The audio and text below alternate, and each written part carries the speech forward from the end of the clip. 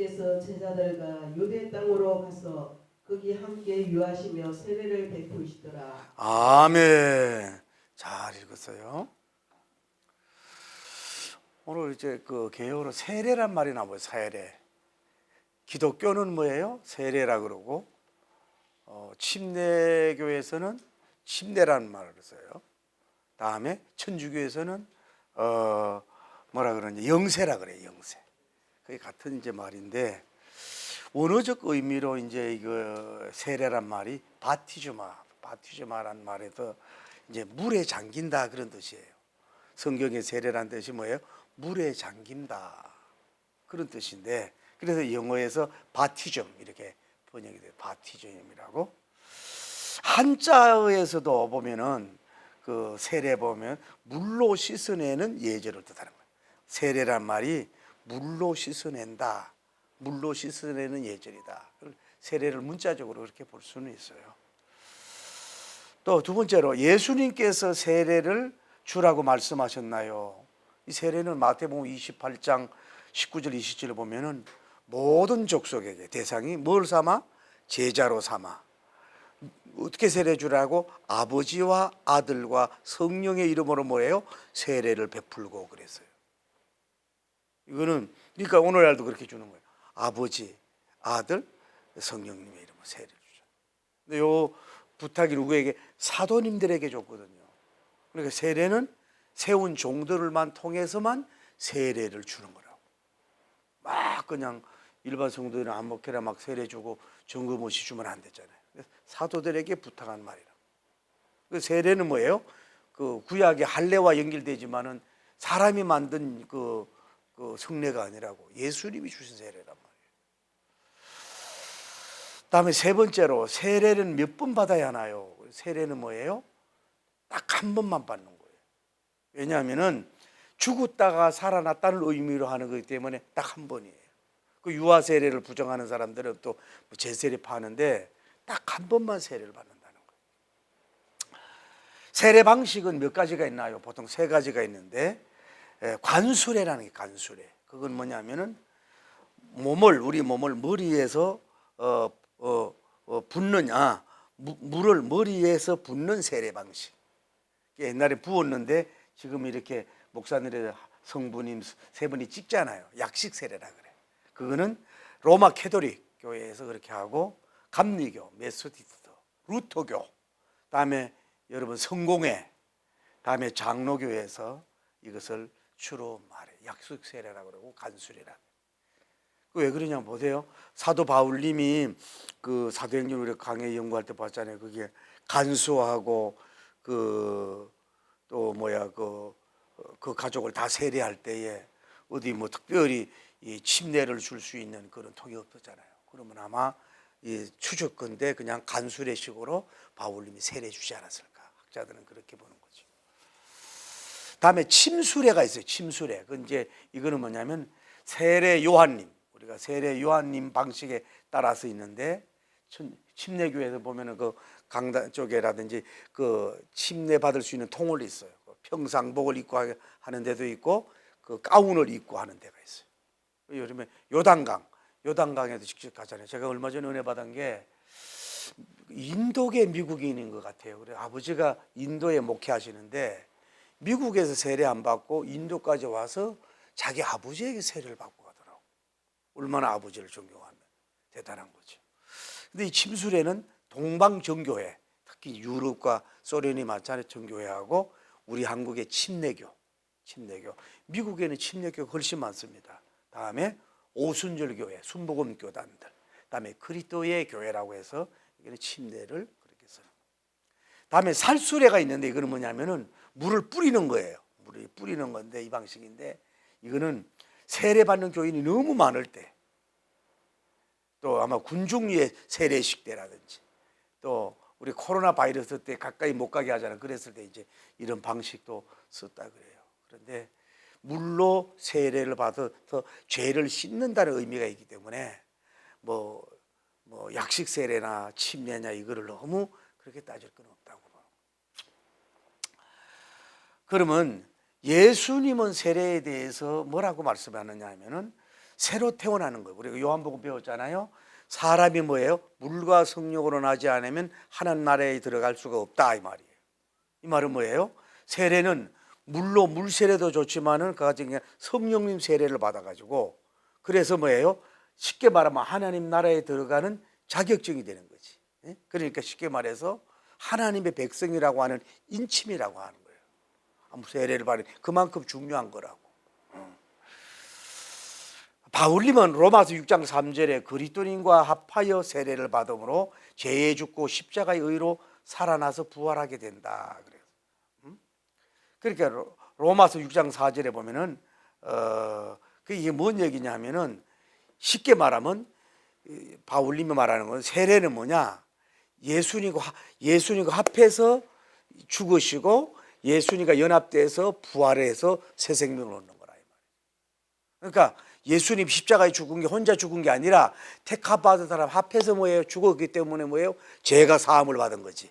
그리고 예수님이 부활했잖아요. 그러니까 예수님과 연합된 자니까 어떻게 되는 거예요? 새 생명을 얻은 자로서 우리도 뭐예요? 장차 천국에 들어간다 이 말이죠. 연합적인 차원에서 그렇게 얘기하는 걸 볼 수 있어요. 갈라디아서 3장 27절에 누구든지 그리스도와 합하기 위하여 세례를 받은 자는 그리스도의 옷을 입었느니라. 그러니까 그리스도 합하여서 세례 받은 사람은 그리스도의 옷을 입은 사람이에요. 성격이 신분이 바뀌었다면 영적 신분이 바뀌었다 이 말이죠. 그러니까 세례는 이렇게 정리할게요.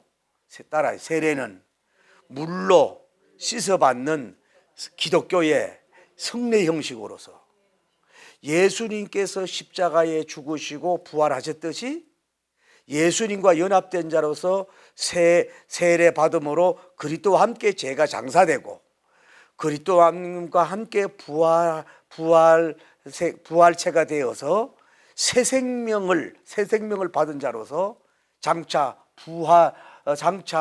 부활의 나라 하나님 나라에 들어가게 되는 거듭남 즉 인침을 받는 것이다. 그만큼 중요하다는 얘기지. 그러니까 이해가 돼요. 쉽게 말해서 세례는 뭐냐? 죄가 죽어야 되잖아요. 의인이 돼야 되잖아요. 그러면은 예수님과 합하여 죽으셨단 말이야. 예수님이 죽으심으로 말미암아 우리 죄도 죽은 거예요. 할렐루야. 그리고 예수님이 부활했어요. 그러면 예수님만 부활한 게 아니라 우리도 부활을 해서 새 생명을 얻고 부활을 얻는다 이 말이에요. 할렐루야. 그래서 영원한 천국에 간다 이거지. 그래서 예수님 죽음, 내 죽음, 예수님 부활, 내 죽음. 그 표가 뭐예요? 세례라 이 말이에요. 그만큼 세례가 중요한 거예요. 그래서 이걸 제가 이런 말을 써요. 구약에는 할례를 받으면 죽을 때까지 그 표가 있잖아. 하나님 성민처럼. 그러면 세례를 받으면 이게 뭐 샤워하고 뭐 없어지잖아. 그래도 하나님만 알아. 이걸 제가 수침이라 그래요. 물수자 수침. 다음에 물침. 수침을 받았기 때문에 이거는 뭐예요?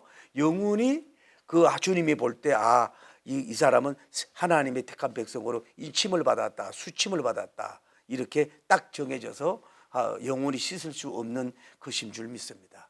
그만큼 세례가 중요하다는 거예요.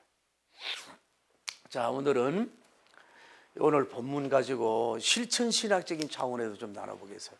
여러분, 요즘에 의사들이 많은 그런 일이잖아요. 의사들이 보면은 아무리 의학 서적을 연구하고 공부해도 뭐예요? 실전을 안 하면 안 된다. 그러면 현장하고 또 타이가 나거든요. 군인이 아무리 군대에서 군사교육, 지금까지 오는 군사교육 뭐 많은 걸 받아도 실전에 또 다르거든. 그러니까 실전이 필요한 거란 말이에요. 실전이. 경영학을 아무리 전공을 해. 그래도 그 경영학이 어떤 때는 맞지만 어떤 때는 안 맞잖아요. 그러니까 실전에 들어가서 경영학 공부를 또 따로 해야 되는 거예요. 그게 다르다 이 말이에요. 신학 공부? 신학교에서 커리큘럼을 따라서 뭐 교례사, 교의사, 주경사 뭐 어느 다 배워야 되지만 뭐예요? 실질적인 현장에 가서 뭐예요? 실천 신학이 없으면 뭐예요? 그걸 잘 할 수가 없는. 그러니까 이론 더하기 다음에 실전은 뭐예요? 그 큰 사람이 되고 성공자가 되고 영웅이 되는 거예요. 이론이 무시하면 안 돼. 이론도 있어야 되고 밝아야 되고 그다음에 뭐예요? 경험을 해야 된단 말이에요. 세포다. 음식에 대한 기본 이론이 있어요. 거기다가 뭐예요? 자기가 실전에 들어가면 또 다르단 말이에요. 그래서 좋은 음식이 나오잖아요. 그러니까 실전도 그 이론이 중요하지만 실전도 그만큼 중요하다는 걸 여러분이 우리가 알아야 된다 이 말이죠. 오늘 본문을 통해서 볼 때 예수님께서는 뭐예요? 먼저 뭐예요? 제자들을 초이스하는 역사가 이루어졌다. 먼저 제자를. 이 제자들이 명인데 문제예요. 여기에서 몇 명? 12명을 선택을 한 거야. 그러니까 뭐예요? 홀수가 아니에요. 전부 다 짝수야, 짝수. 2명씩 짝을 지어가기 때문에. 여러분들 교회 생활에 2명씩 짝을 지으는 게 좋아요. 그러니까 예수님은 이제 12지파라서 구약에 12지파가 있어서 그렇게 하셨는지 모르지만은 이 12명이 물론 만수도 되지만은 참 안전한 숫자 같아요. 안전한 숫자. 그래서 오늘날 목회자도 그러니까 12명 위원회가 필요해요. 국가도 마찬가지예요. 현재는 내가 볼 때는요. 9명인가 12명이 필요하다. 12명이 더 좋아. 더 안전하단 말이에요. 국가 인권위원회도 12명, 교회 장로님들도 12명 이렇게 되는 게 기업을 하는 사람들도 뭐예요? 12명이 세우는 게 좋지 않는가 그렇게 생각해요. 12명. 그런데 이 제자들이 예수님이 뭐예요? 지식적으로 밝은 자가 아니라 이 말이에요.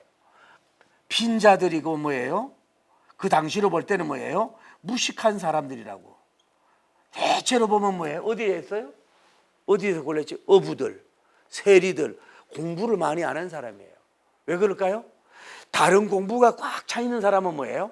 신지식, 영지식이 안 들어간다고 고정관념으로 자꾸 밀어내잖아요. 그러니까 아예 그런 게 없는 사람, 단순하잖아요. 그물만 치고 뭐 이렇게 사람 단순하게 이런 사람들은 세금을 받을 수 있다. 우리가 니고데몬이 막 튕기잖아. 많은 것을 아니까 튕기잖아. 그래서 이런 사람들을 선택했는지 모르죠. 어쨌거나 제가 느끼는 건 뭐냐면 예수님은 제가 오늘 노래 받은 게 예수님이 제자 있어도 돼요, 없어도 돼요? 예수님 없어도 돼. 왜? 완전한 능력자니까. 그런데 예수님도 물론 이제 3년 후에 천국을 가야 되죠. 하늘나라로 가지만은 그래도 없어도 얼마든지 더 큰 일을 하는데 뭐예요? 예수님은 먼저 사람을 초이스하고 사도들을 세우려는 일에 집중했다는 거지.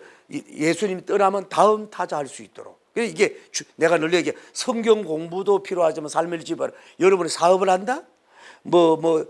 대학을 끌어간다? 또 여러분이 기업의 총수가 그러면 다음 세대 끌어갈 사람을 만들어 놔야 된단 말이에요. 아무리 자기도 넣으면 안 되거든. 그런데 어쨌거나 이분들은 12제자인데 예수님까지 완전한 사람도 뭐예요? 12명 참모, 12명 사도가 필요했다면 우리는 왜 혼자 일을 하려고 그러냐고. 여러분 우리 기도 모임도 좀 12모임 이런 것도 필요한 거예요. 거기서 다 성향도 다르잖아요. 이런 걸 선택을 해서 일을 했다. 제일 먼저 쉽게 말하면 뭐예요? 신학교를 먼저 세운 거예요. 신학교를 예수님은 신학교를 먼저 세우셨다고 예수님. 그 세상 왕이 아니라 이런 사람을 선택을 했다고 하는 거죠. 그러고 나서 뭐예요? 이들에게 뭐예요? 무슨 공부를 해요? 기적적인 공부를 목도하게 하는 거예요. 기적학교. 물이 변하여 포도주가 되는 기적학교를 목도한 거예요. 체험을. 이론이 아니라 먼저 요한복음에 보면 뭐예요? 요한복음 2장에 물이 변하여 포도가 되는 기적을 맛보게 했어. 육신으로 마시는 포도주가 기분을 좋게 하고 육신의 혼을 즐겁게 하는 맛 정도 하고 코가 기분을 좋아할 정도가 아니라 기적을 맛보면 영적인 황홀함이 있거든. 먼저 기적을 목도하도록 하나님이 학교를 세운 줄 믿습니다. 그러니까 신학교는 기적학교가 필요한 거라고. 이름만 가르쳐서는 안 된단 말이에요. 기적학교. 다음에 뭐예요? 어떻게 보면 논리학교라 그럴까? 논리학교. 지금 누굴 가르쳐요? 니고데모에 대해서 중생에 대해서 예수님이 쭉 이들에게 가르치고 있는 걸 볼 수가 있다. 그러니까 사람을 선택한 것을 한 게 아니라 이들에게 뭐예요?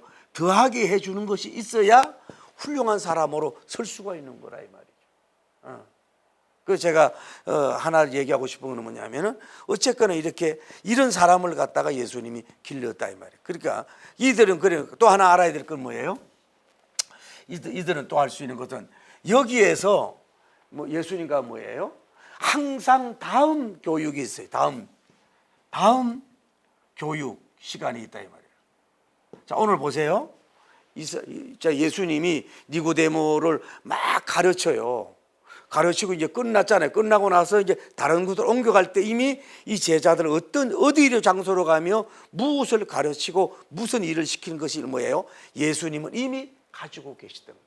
릴레이 교육이라고 할까? 이어지는 교육을 제 사도님들에게 하고 있는 걸 볼 수 있어요. 그 여러분도 마찬가지예요. 목회도 뭐예요? 예를 들어서 3월 달에 중요한 행사를 했다. 그러면 거기 끝나면 안 돼. 4월 달에 또 뭘 중요한 것을 할까? 회사도 전반기에 어떤 이벤트가 했으면 그걸 끝나지 말고 다음에 이벤트는 뭘까? 이어갈 때 그 직원들도 움직이고 배울 뿐만 아니라 또 다른 사람들 끌 수가 있잖아요. 단일 교육으로 끝나면 안 된다. 이어가는 교육을 하는 걸 볼 수가 있다 이 말이죠. 그래, 그 오늘 성경에 보면 그 후에 그랬잖아요. 그 후에 그러면서 예수님 뭐래요? 그 후에 제자들과 같이 뭐예요? 어디로 가요? 유대로 가서 함께 유하며 뭐 했다고? 세례를 줬다 이 말이에요. 그러니까 뭔 얘기냐면은 이들에게 함께 교육이라 그럴까? 함께 교육, 공동체 교육이란 말이에요. 자, 그 뭘로 배울 수가 있어요? 첫째로 12명이 서로 장단점을 배울 수 있잖아요. 서로 베드로님은 베드로, 요한님은 요한님, 야고보님은 야고보님. 여러분들 다 은사가 다르잖아요. 배울 수가 있죠. 두 번째 누구한테 배워요?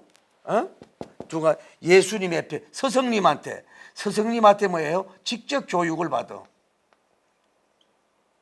이거는 말할 것도 없고. 세 번째는 뭘 배워요? 경험. 또 네 번째는 뭐예요? 자연을 통해서도 배운다. 자, 이 다음에 함께 교육이 중요하단 말이에요.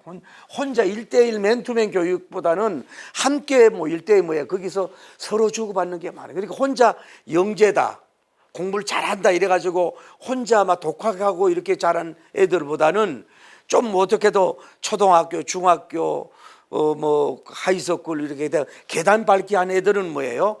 그 과정 속에서 여러 사람들과 대인관계, 공동체 교육, 희생 이런 걸 배우기 때문에 그게 사람의 질이 다르다 이 말이에요. 많은데 가는 게 필요하다. 함께 교육이다 이 말이에요.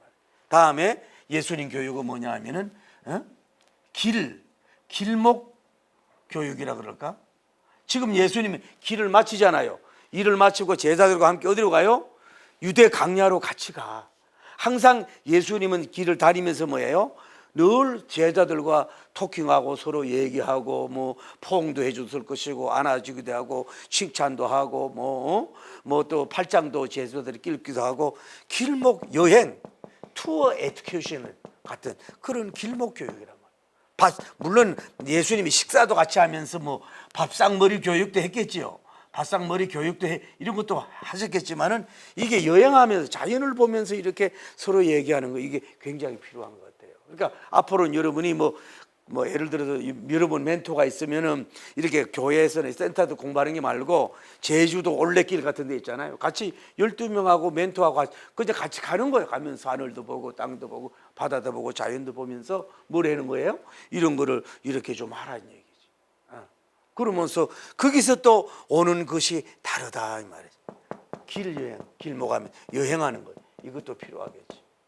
그러면서 예수님은 뭐예요? 같이 살아. 뭐라 그럴까? 공생 공존이 아니고 그 뭐예요? 같이 뭐예요? 아예 삶 자체를 뭐예요? 3년 6개월 동안은 뭐예요? 삶 자체를 뭐예요? 24시간 공동체로 같이 살았다 이 말이에요. 그러니까 제자들이 좀 무식하고 부족했지만은 예수님과 3년 6개월 정도를 거의 24시간 동안 같이 그 수업을 한 거예요, 이 신학교에서. 그러니까 오늘날로 말하면 10년 신학교, 20년 신학교 연구를 그 이상을 이들은 했다고 보는 거지. 사도님들은. 예수님이 일거수일투족을 배웠잖아요. 여기에서 니고데몬에 뭘 배워요? 논리적인 것도 배우잖아요. 중생론에 대해서 예수님이 은변력도 그대로 배우잖아요, 이 제자들이. 이런 것을 많이 배웠다 이 말이지. 그러면서 함께 유했다 그래요. 함께 유하며. 그런데 우리는 어때요? 저 같은 경우도 여러분랑 함께 유하면 어떻게 돼요?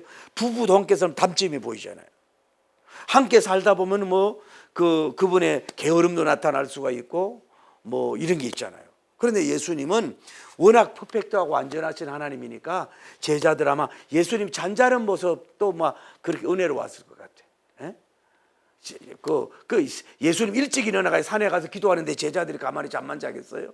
그러니까 모든 것을 산 교육을 한 거지. 쉽게 말해서 살아있는 삶 교육, 생명 교육을 예수님이 하신 줄 믿습니다. 이 제자들에게 그런 교육을 했다 이 말이에요. 그래서 여러분, 제가 얼마 전에 봤는데 왜 지미 카터라고 하는 분이 대통령 때는 뭐 정치는 잘못해 이런 얘기하지만은 정치 후에는 굉장히 그 세계인이 존경을 했잖아요. 집을 지주고, 정말로 그런 분 아니었어요.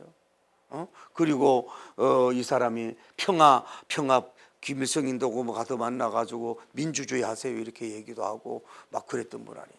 세계가 존경하는 사람이 됐어요. 그런데 제가 이제 그 장례식을 보니까 민주당이 있고 공화당 다 오는 거야, 같이 와서. 그런데 그 손자가 그래. 우리 할아버지는 프레지던트 대통령 때나 아닌 때나 똑같은 삶이었다고. 야, 존경스러워. 똑같은 대통령 때나. 우리나라는 대통령이 물러나면요 여야가 있으면 안 돼. 그건 안 돼. 자기가 민주당이라도 중도적으로 해가지고 나라를 생각해야지. 대통령이 끝났는데도 뭐예요? 우파 좌파로 있는 거는 대통령 자격이 없는 거예요. 우리나라 아직도 수준이 떨어지는 거라고. 딱 대통령이 되고 물러났으면 뭐예요? 중도적으로 나가려고 해야 돼. 서로 왔다 갔다 하면서 세워줘야지. 완전히 그렇게 가면 안 된단 말이에요. 그거는 대통령 자격에서 다시 공부를 배워야 된다고 봐야지. 어쨌거나 이런 실천 신학 교육을 예수님이 많이 시킨 줄을 믿습니다. 오늘 여기서 이제 얘기하고 싶은 거예요. 자, 예수님 무슨 교육을 했어요? 지금 세례를 뭐예요? 이들이 제자들 통해서 뭐예요? 실행하도록, 다른 말로 집례하도록 지금 예수님이 뭐예요? 예수님께서 지금 한 거예요. 오늘 성경에 보면 뭐 세례를 집례했다, 세례를 줬다는 얘기를 하는데 그 4장 2절에 가보면은 예수님이 직접 세례를 집례한 게 아니에요. 누가? 사도들부터 세례를 주게 했단 말이에요. 이해가 돼요? 그러니까 여기서 봐요. 이 제자들이 소명에서 지금 아까 이 본문 3장 여기인데 이 사도님들이 대단한 지금 훈련을 받은 게 아니에요. 훈련이나 교육이나 연구가 별로 없었어. 어떻게 보면 신학교 1학년생이야. 근데 예수님은 뭐예요? 직접 세례를 집례하지 않고 뭐예요? 사도들, 제자들을 통해서 세례를 시켰다 이 말이야. 그 한번 생각해 봐요. 스승님이 딱 계시고, 물론 이제 어떻게 하는 걸 봤는지 몰라도 어떻게 하라고 가르쳤는지 모르지만은 예수님 앉아 계시고 이래 보는 데서 이제 신학교 1학년 말간 이런 사람들이 뭐예요? 그 양들에게 세례를 주는 일을 예수님이 지금 직접 그들에게 가르치고 있는 거야. 요 기간이 짧은데도 아직도 이 사람 1년도 안 된 것 같아. 예수님이 소명한 지가. 그런데도 뭐예요? 세례 실을 하게 해서 실천 신학을 하게 하도록 예수님은 하신다. 그러니 다시 말할게요. 제가 오늘도 그러게요. 우리는 몇 가지가 있어야 되는데 공부도 많이 해야 되고 뭐 여러 가지 해야 되지만은 앉아가지고 성경도 많이 읽고 막 이론적인 것도 해야 되지만은 실질적으로 가서 이 일을 하게 했다. 실질적으로. 그러니까 여기서 우리가 뭘 배울 수가 있는 거예요? 예수님이 직접 자꾸 오너가 하지를 말고 사람을 세웠으면 그 사람이 마음에도 안 들 수 있을 거 아니에요. 좀 실수도 할 수가 있을 거 아니에요. 잘 마음에 안 들어도 뭐예요? 그들에게 훈련을 시키라 이 말이에요. 자꾸 사람이 한 번에 어떻게 잘할 수 있어요. 자꾸 하다 보면 잘할 수가 있고 이러는 거죠.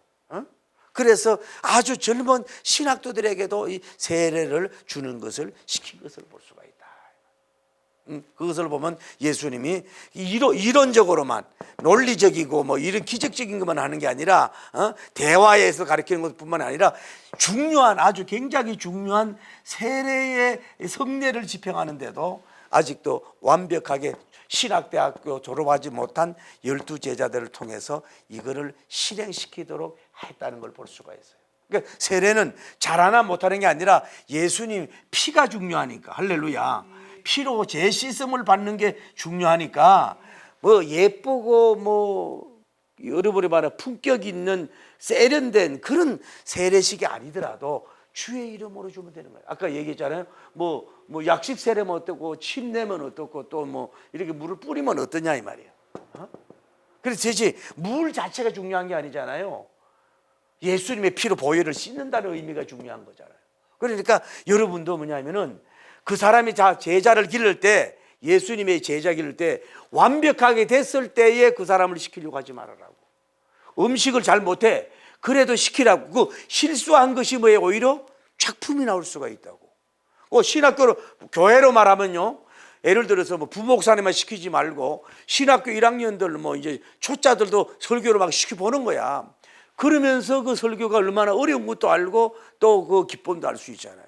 우리는 어느 정도 라인을 설설 때 시키려고 하는데 그러면 제자가 성장이 늦어진다고.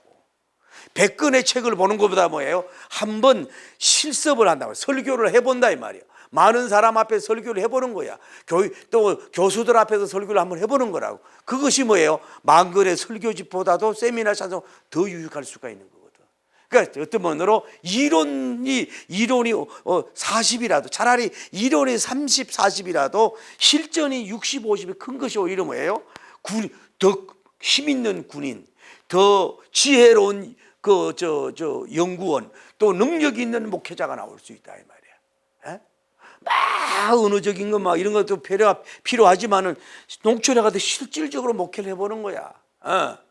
아프리카 가서 실질적으로 선교를 해보는 거야. 해보면 이론이 맞을 수 들릴 수 있을 거 아니에요. 그런 것을 함으로써 사람을 키우라는 얘기야. 완벽하게 돼서 일을 시키려고 하는 것은 어리석어다. 아주 어리석은 거야.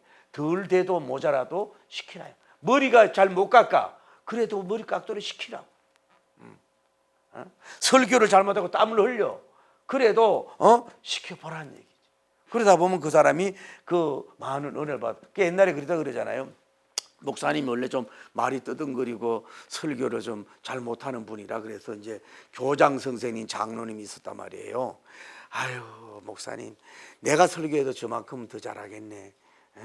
막 이러다가 이제 어떻게 목사님이 총회인가 가가지고 뭐 수요 예배인가 어떻게 이제 못 오셔서 그래가지고 이제 장로님 보고 대강 좀 하라고 이제 갔더니 이제 그날따라 여름인데 그래가지고 막 밤새도록 잘 써가지고 강단에 부강대선에 앉아가지고 이제 설교를 하고 그러다가 사랑하는 성도 여러분 그래야 되는데 사랑하는 면민 여러분 그러다가 선풍기가 바람이 부니까 원고가 날아가 버리네. 그걸 다 주워와가지고 또 다시 하고 하는 게 아이고 우리 목사님 사례비 많이 줘야 되겠다 그러면서 겸손해져도 극단적인 얘기가 있는 거 아니에요. 설교를 그냥 가볍게 하려고 그래도 되지만은 이거를 뭐 좀 성경적으로 추경적으로 잘 하려고 그러면 그만큼 부담이 돼요. 그런데 얘기는 뭐예요? 아직도 병아리 신학도들을 뭐예요? 그 중요한 이 성세례를 시켰다고 하는 것을 그 예수님이 사람 키우는 그 위대한 방법을 우리가 여기서 배울 수가 있는 거예요. 할렐루야. 그래서 이들이 이런 실천 신학을 했잖아요. 또 이들이 뭐든지 나중에 나오잖아요. 예수님이 2명씩 파송하잖아요. 귀신을 쫓아내고 사역하게 하잖아요. 예수님 안 가고. 그래서 그들이 와가지고 귀신이 굴복하고 뭐 이래가 기뻐하듯이 이런 예수님은 꼭 데리고만 있는 게 아니라 실천 신학을 3년 반을 시킴으로 말미암아서 결국은 뭐예요? 대사도가 사도님들이 뭐예요? 12분이 나왔잖아요. 나오는 역사가 이루어진 줄 믿습니다. 예수님은 천국으로 올라갔지만은 이 세상 무대를 뭐예요? 이 영웅들 예수님의 기적을 목격하고 부활을 목격하고 귀신을 쫓아낸 걸 보고 예수님이 실패의 모습도 봤잖아요. 예수님 실패. 왜요? 니고데모님이 얼마나 대단하지만은 예수님 앞에 와가지고 뭐예요? 이 사람을 KO 시켰어요, 못 시켰어요? 예수님이 이 사람 KO 못 시켰잖아요. 이해돼요? 저항을 하고 밀어내고 아이고 어떻게 거듭나는 게 어머니 뱃속에 들어갔다 나오면 어머니 죽고 나도 죽지요.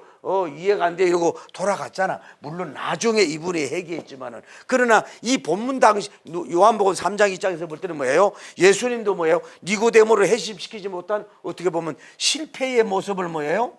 스승으로서 실패의 모습을 그대로 뭐예요? 그들에게 보여준 것을 볼 수가 있다. 예수님도 전도의 대표 아니거든요. 예수님도 뭐 설교했다고 다 굴복한 거 아니거든. 예수님이 갈 때 만인이 다 1000명, 10,000명이 다 굴복한, 그 중에 믿는 사람들, 오히려 이게 구원론적으로 볼 때 구원 받는 사람이 30명이라면 믿지 않는 사람이 700명, 1000명이 더 많았다고. 그렇게 능력이 완벽한인데도. 그러니까 이런 것을 사역의 성공 실패라고 말하면 예수님한테는 안 되지만 사역의 성공 실패 이런 거를 직접 이들에게 가르쳤으니까 이들이 결국은 뭐예요? 순교까지 하는 대영웅이 되는 역사가 시대적인 영웅이 된 줄을 믿습니다. 할렐루야. 자, 우리가 결론이에요. 예수님은 제일 사람들을 먼저 세웠을까요? 12제자를 먼저 세웠다는 얘기예요. 예수님이 훌륭한 것은 이미 다 만들어진 대단한 사람이 아니라 좀 가난하고 무식하고 부족한 사람들을 세워서 하나님이 만들었다. 그러니까 뭐냐, 네 능력으로 된 게 아니라 예수님의 능력으로 됐다는 걸 만들어요. 우리도 뭐예요? 이미 완벽한 여러 가지 모자라는 사람, 말도 잘 못하고 뭐 민첩하지도 못하고 섬나라 사람, 이런 사람들 차라리 제자로 기르면요 순수하고 또 속도는 안 나지만 뭐예요? 더 진국적인 인물이 나올 수가 있어요. 이걸 하나 배울 수 있는 거예요. 두 번째로 예수님은 어떤 교육을 했어요? 함께 늘 대화하고 바싹머리 교육, 길거리 교육, 함께 먹고 살면서 동락하면서 그 24시간 예수님 자신을 노출하면서 공개된 여러 가지 교육을 이 제자들에게 하였다. 쉽게 말해서 열린 교육을 했단 말이죠. 문을 열어놨다 이 말이죠. 그렇게 교육을 하셨다는 거지. 그리고 세 번째 중요한 게 뭐냐, 이게 중요하다는 거고, 세 번째는 뭐예요? 아직도 제자들이 미흡하지만은 세례받는 일을 집도하도록, 쉽게 말해서 목사 안수도 받질 않았다고, 아직도 이 사람들이 부족해서 목사 안수를 받지 못한 사람인데 수준이 미달인데도 불구하고 세례를 주도록, 아버지와 아들과 성령이 세례를 주도록 했을 때, 그러니까 이게 실전이 왜 중요하냐 하면요, 우리가 그래요, 부흥사들도 그래요.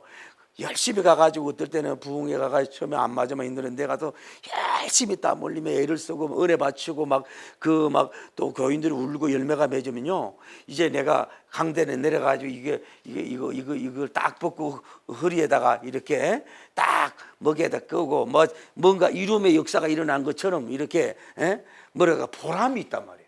교만이 아니라 어떤 나를 부흥사로 된 그 보람이 있어서 오히려 또 힘을 얻는 경우가 있어요. 또 어떨 때는요, 부흥회가 죽을 써. 아무리 잘하려고 그래도 안 돼. 죽을 쓴단 말이에요. 열심히 잘하려고 그래도. 그랬을 때 하나님 앞에 또 나가서 아이고 주여 교만을 용서하소서 이러면서 배우는 거예요.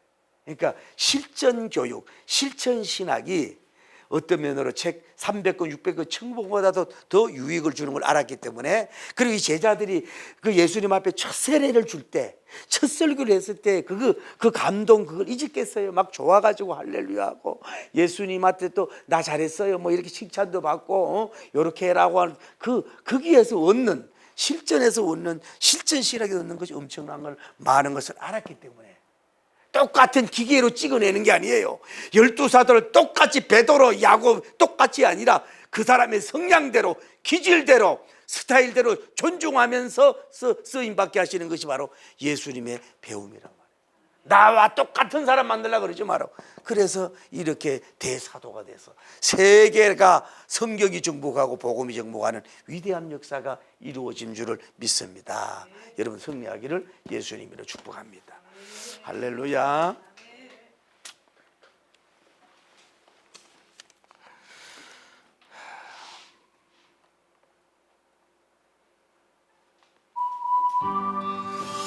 고난주간입니다.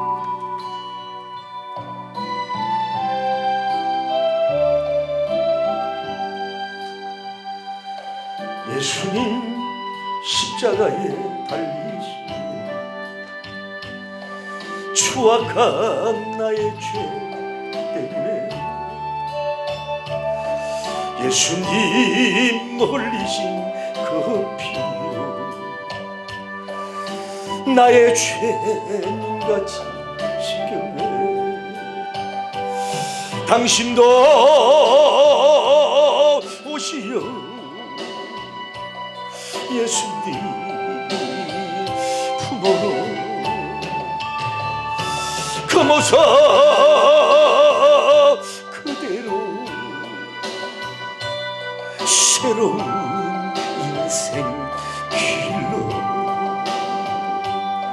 예전엔 어려운 일 많았었고 괴로움도 컸었습니다. 지금의 저의 삶 속에서 기쁨이 넘쳐요.